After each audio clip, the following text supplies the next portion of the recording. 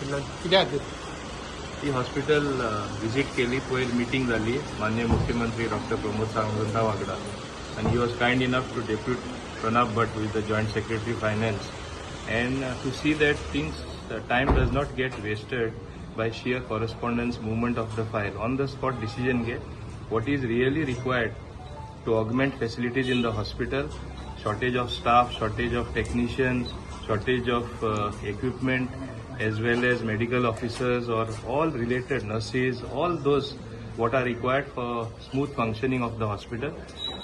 And if more facilities, I would say, or more amenities in medical terms, upgrading what is already there, like dialysis, increase the number of beds, get a dental chair, so if possible, as well as other things, so which will help to do things here which previously never happened.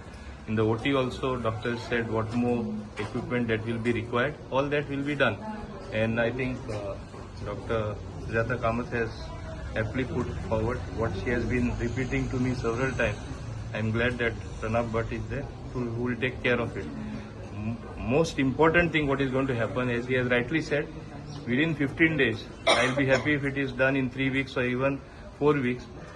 More than 70% of what is committed will be actually seen on the ground.